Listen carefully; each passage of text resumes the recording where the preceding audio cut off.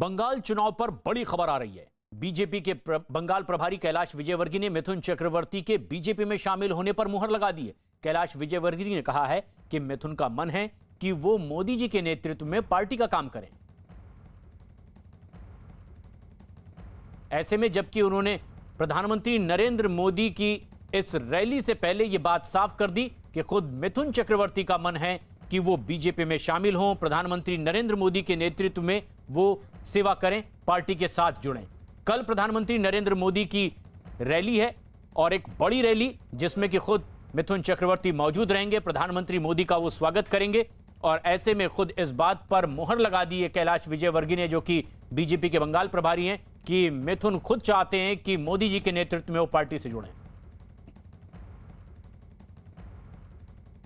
Brigade parade ground पर इस मंच के पीछे जहां प्रधानमंत्री ने आना है कल और हमारे साथ हैं, सिर्फ एक ही परिचय मेरे ख्याल से, बाकियों के परिचय अपने आप को सब लोग कार्यकर्ता बताते हैं पार्टी का। आपका परिचय करता धरता दे दूं, कैलाश विजयवर्गीय। मैं भी कार्यकर्ता ही हूँ। कार्यकर्ता ही करता धरता रहता है। तो यहाँ पर कितने लोग आएंगे कल? कल ये मैदान छोटा पड़ेगा, इसकी कैपेसिटी कम से कम 6-7 लाख है, तो मेरा ख्याल है कि इतने ही लोग बाहर खड़े होंगे, ऐसा लगता है मुझे। आप मतलब आपका अंदाजा है कि 14-15 लाख लोग आ जाएंगे? हाँ, बंगाल के इतिहास की सबसे बड़ी रैली होगी, सबसे बड़ी रैली होगी। इसका भरोसा है आपको? 100%। जो अभी यहाँ पे जो विपक्ष की जो तीसरा लेफ्ट और कांग्रेस की रैली हुई थी उससे बड़ी? उससे तो कई गुना बड़ी होगी। और अब ये इतने लोग आ जाएंगे तो फिर सीटें कितनी आएंगी? 200 प्लस। वो तो पहले से ही है, 200 प्लस से ही हम लोग शुरुआत कर रहे हैं और 200 प्लस पे ही हम समापन करेंगे चुनाव का। तो पीएम के साथ मंच पर कौन कौन होंगे? प्रदेश के सारे पदाधिकारी होंगे और क्योंकि पोस्टर तो हम सिर्फ दिलीप घोष जी के देख रहे हैं और तो किसी के देख नहीं रहे। नहीं, अब सारे मंच पे बैठेंगे, सबके पोस्टर तो लग नहीं सकते और लगाना उचित भी नहीं है। पर हमारे यहाँ एक प्रोटोकॉल है, एक व्यवस्था है कि प्रदेश अध्यक्ष, राष्ट्रीय अध्यक्ष, प्रधानमंत्री जिनकी सभा हो, साधारणतः हम उनके ही पोस्टर्स का उपयोग करते हैं। तो जो वो अंदाजे लगाए जाते हैं ना कि हम जो विश्लेषक होते हैं, हम तो विश्लेषक नहीं, हम भी साधारण पत्रकार हैं, लेकिन जो बड़े बड़े विश्लेषक होते हैं वो अंदाज़ा लगाते हैं कि प्रधानमंत्री के बगल में कौन बैठा था, इधर कौन बैठा था, तो उससे क्या अंदाज़ा लगा जाए कि मुख्यमंत्री जो बनेगा वो कहाँ बैठेगा प्रधानमंत्री? कुछ नहीं सर, अगर आप पुराना इतिहास उठा के देख लें, प्रधानमंत्री की सभा देख लें, तो हरियाणा में उन्होंने सभा की थी, मनोहर लाल जी खट्टर उनके पास में थोड़ी बैठे थे। यदि उत्तर प्रदेश में सभा की उन्होंने और योगी जी उनके पास में थोड़ी बैठे थे, वहाँ प्रदेश अध्यक्ष बैठे थे। इसलिए इस ऐसे अंदाज नहीं लगाना चाहिए। अच्छा। भारतीय जनता पार्टी को इस प्रकार से आप कैलकुलेट नहीं कर सकते। भारतीय जनता पार्टी का अपना एक अलग आइडियोलॉजी है, विचारधारा है, रणनीति है, और हम जब भी जो करते हैं वो बहुत सबसे चर्चा करके और एक सामूहिक डिसीजन होता है। ये एक विशेषता है हमारी। जैसे दिलीप घोष जी से हमने बात की तो उन्होंने कहा भी अभी मैं टीम का कैप्टन मैं हूँ प्रदेश में, तो दावा तो स्वाभाविक मेरा भी है।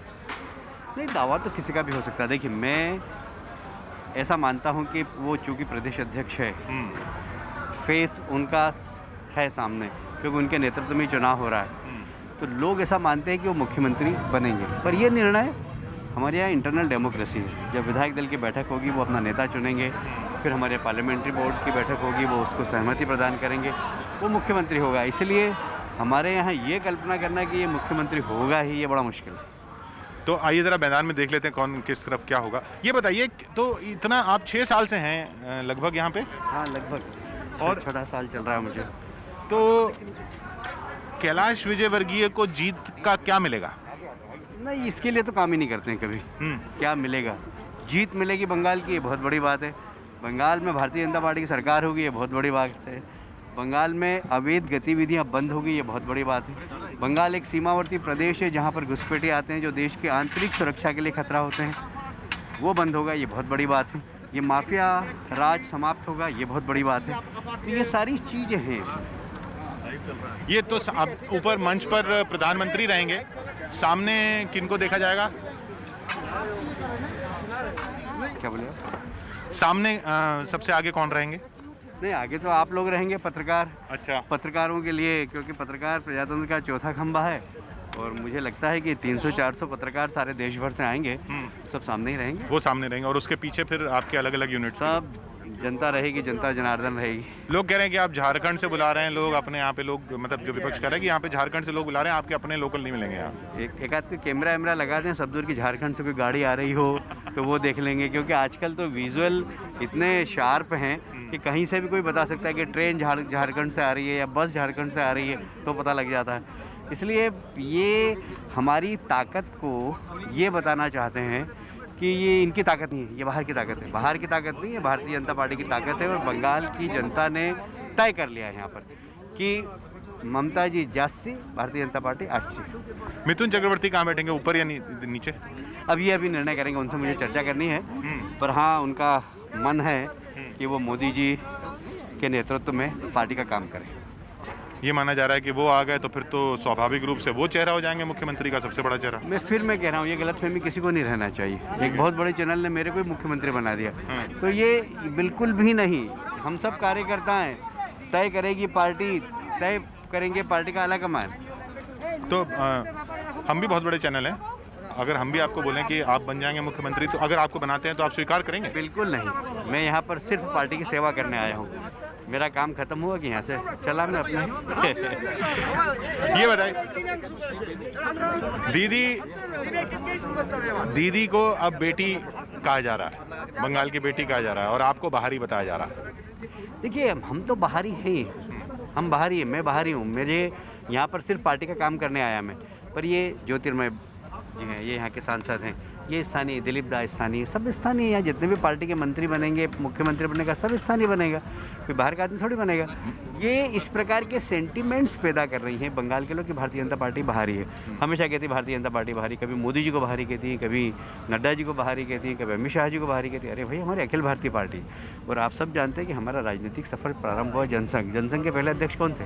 डॉक्टर श्यामा प्रसाद मुखर्जी। डॉक्टर श्यामा प्रसाद मुखर्जी जो यहाँ के पहले अध्यक्ष थे, उनके नेतृत्व में हमने राजनीतिक सफर प्रारंभ किया। हम बाहर के कैसे हो गए? बल्कि ममता जी खुद, मुझे पता लगा कि वो बांग्लादेश से आई यहाँ पर। वो बाहरी, हम बाहरी कैसे हुए? भारतीय जनता पार्टी तो यहाँ की पार्टी है, यहाँ के नेता का आशीर्वाद है, और हम उनके सपनों को पूरा करने के लिए यहाँ पर सरकार बना रहे हैं। हिंदू मुस्लिम हो जाएगा चुनाव? बिल्कुल नहीं, सिर्फ विकास, डेवलपमेंट, टोलाबाजी समाप्त, माफिया समाप्त, एक स्वच्छ प्रशासन, बेरोजगार नौजवानों को रोजगार, इंडस्ट्रियलाइजेशन, ये सब हमारे इश्यूज़। कोई हिंदू मुस्लिम की बात आप नहीं करेंगे पूरे चुनाव? बिल्कुल नहीं, एकदम नहीं।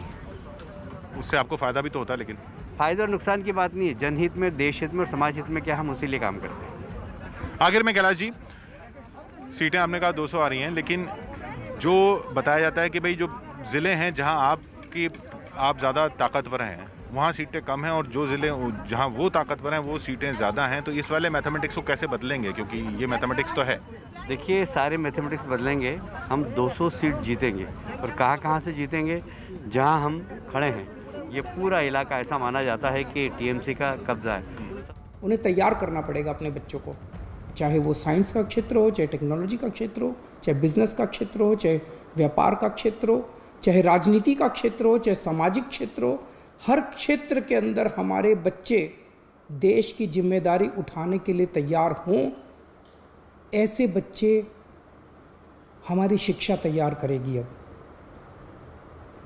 दूसरा लक्ष्य, हमारे बच्चे अच्छे इंसान बने, चाहे किसी भी धर्म के लोग हों, चाहे किसी भी जाति के लोग हों, चाहे अमीर हों, चाहे गरीब हों। ये सारी दीवारें तोड़ के एक दूसरे को इंसान समझना है, और अपना जीवन एक तरफ जहां अपने परिवार के लिए वो करना है, दूसरे अपने परिवार को पालना है, दूसरी तरफ अपने समाज को और दूसरे इंसानों के लिए निस्वार्थ भाव से अपना जीवन जीना है। ऐसे बच्चे बोर्ड तैयार करेगा। और तीसरा, आज हमारे देश के अंदर सबसे बड़ी समस्या है, बड़ी बड़ी डिग्री, पीएचडी करने के बाद, बीए, बीएससी, बीकॉम, एमकॉम, बड़ी बड़ी डिग्रियां करने के बाद भी बच्चों को नौकरी नहीं मिल रही। बच्चे घर में बेरोजगार बैठे हैं। ऐसी शिक्षा का क्या फ़ायदा? अब ये बोर्ड ऐसी शिक्षा तैयार करेगा, ऐसी शिक्षा प्रणाली तैयार करेगा। हम क्या पढ़ाएंगे, कैसे पढ़ाएंगे, ये बोर्ड बच्चों को अपने पैरों पे खड़ा होने के लिए तैयार करेगा, ताकि जब शिक्षा करके वो निकले तो वो रोज़गार ढूंढने के लिए दर दर की उसे ठोकरें ना खानी पड़े। उसका रोज़गार उसके साथ तैयार होना चाहिए। ऐसी शिक्षा तैयार की जाएगी। इसलिए इस बोर्ड का गठन किया जा रहा है। ऐसी शिक्षा देने के लिए, ऐसा शिक्षा का कंटेंट तैयार करने के लिए, और प्रक्रिया ऐसी बनाई जाए। आज हमारा पूरा का पूरा शिक्षा तंत्र रटने पे जोर देता है। रटो और साल के अंत में 3 घंटे के पेपर के अंदर उलट के आ जाओ। ये बदलना पड़ेगा। अब रटने पे जोर नहीं होगा, अब समझने पे जोर होगा। एक बच्चे का असेसमेंट साल के अंत में 3 घंटे में नहीं लिया जाएगा, उसका असेसमेंट पूरा साल लगातार चलता रहेगा। उस बच्चे उधर दूसरी तरफ मिथुन चक्रवर्ती के बीजेपी में शामिल होने की खबर पर टीएमसी ने पलटवार किया है। टीएमसी के मदन मित्रा ने दावा किया कि एक नहीं कई मिथुन भी अगर बीजेपी में शामिल हो जाएं तो भी बंगाल में कुछ नहीं कर पाएंगे और जीत टीएमसी की ही होगी। टीएमसी नेता मदन मित्रा हमारे साथ हैं। दादा, मिथुन चक्रवर्ती बीजेपी के मंच पे मैंने भी सुना है। हाँ, कैलाश विजयवर्गीय ने न्यूज़ 18 इंडिया से एक्सक्लूसिव इंटरव्यू में कह दिया है कि ज्वाइन कर रहे हैं। मैं और मिथुन चक्रवर्ती एक साथ कम से कम 2 महीना हेलीकॉप्टर में चक्कर दिया था सारा बंगाल को। चलिए, ये तो पसंद अपना अपना। फिर भी एक बात तो हम जरूर कहना चाहते हैं, एक मिथुन नहीं बल्कि लाखों मिथुन भी आ जाएगा, जो बंगाल से टकराएगा वो चूर चूर हो जाएगा। हमारा लीडर की नाम है ममता बनर्जी। हम लोग संभाल लेंगे, कोई बात नहीं। मुख्यमंत्री का चेहरा हो सकते हैं। सुनिए, बंगाल की जनता बंगाल को लड़की को चाहती है और लड़की को नाम है ममता बनर्जी। ब्रिगेड में कल प्रधानमंत्री आ रहे हैं, दावा है लाखों की भीड़ होगी। हाँ, मैं जा रहा है मालदा में। हमारा मुद्दा है, हमारा दावा है कि 2 लाख आदमी होगा। हम भी जा रहे हैं मालदा गाजोल में। ऐसा कोई बात नहीं है।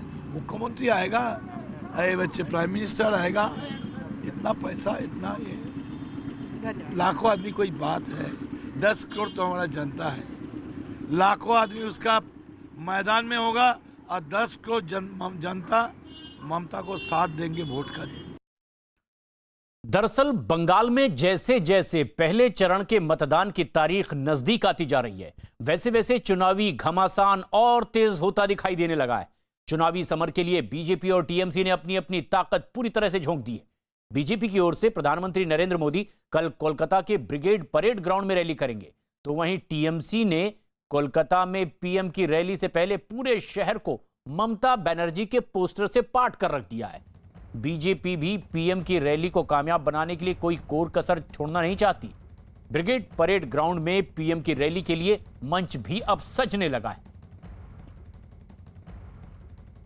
इस बीच कोलकाता में प्रधानमंत्री नरेंद्र मोदी की रैली से पहले बीजेपी और टीएमसी में पोस्टर वॉर शुरू हो गया है।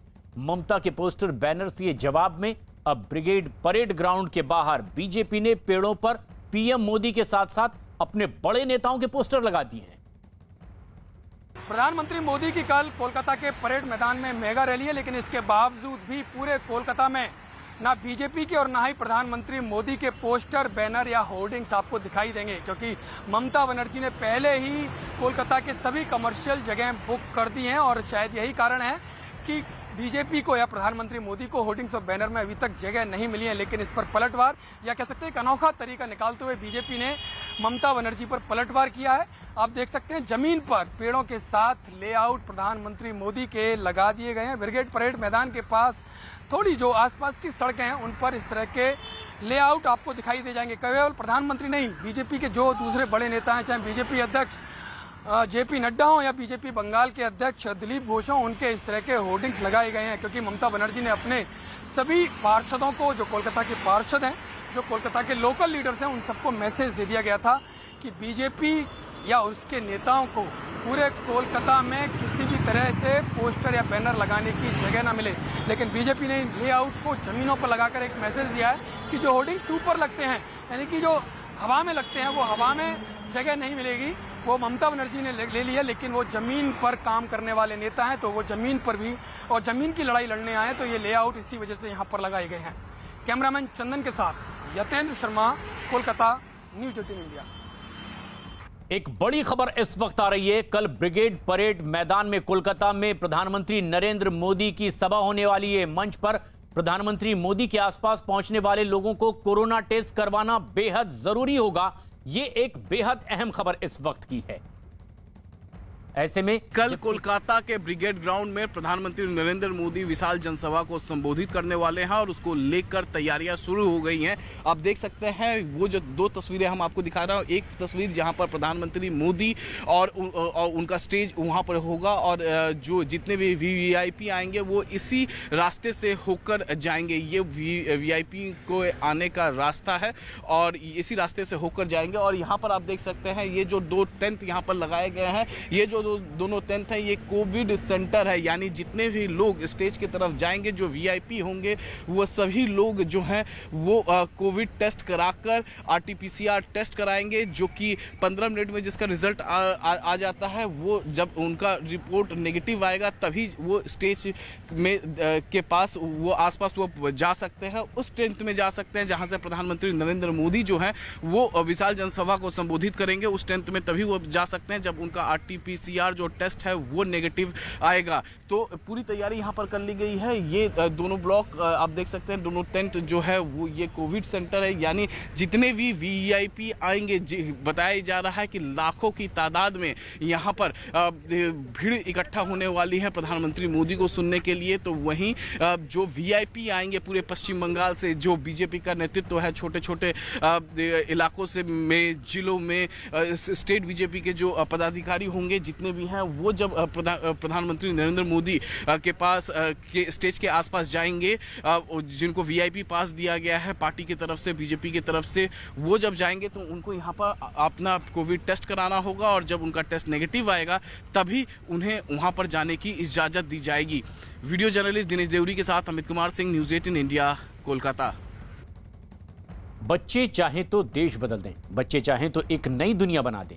ऐसे ही कुछ अद्भुत यंग जीनियस के साथ नेटवर्क 18 दिखा रहा है एक अनोखा शो बायजूस यंग जीनियस। आज शाम 7 बजे न्यूज़ 18 इंडिया पर देखिए रोबोट किड को, वो बच्चा जो लोगों की जिंदगी आसान बनाने के लिए रोबोट बना रहा है। दिल्ली में रहने वाला 14 साल का शौर्य भसीन अंतर्राष्ट्रीय रोबोटिक ओलंपियाड का विजेता है। उसकी टीम रोबो चैम्प्स को सबको धूल चटाते हुए खिताब जीतने में कामयाब हुई है। शौर्य ने कबाड़ के सामान से बेहद सस्ता पानी और हवा को शुद्ध करने वाला प्यूरिफायर बनाया है। लोगों को समझाया कि उसे पेटेंट करवा लिया जाए, लेकिन शौर्य ने साफ मना कर दिया।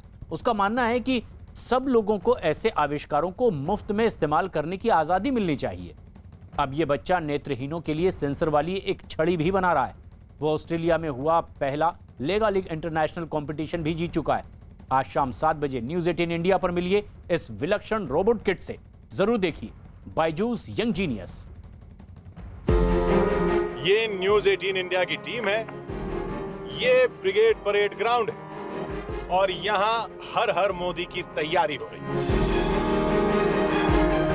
कोलकाता का ब्रिगेड परेड ग्राउंड, जहां होगी प्रधानमंत्री मोदी की रैली। सबसे बड़ा मैदान, सबसे बड़ी रैली, सबसे बड़ा चुनाव कवर करेगी सबसे बड़ी टीम, सबसे बड़ा दंगल और उसकी सबसे बड़ी कवरेज न्यूज़ 18 इंडिया पर।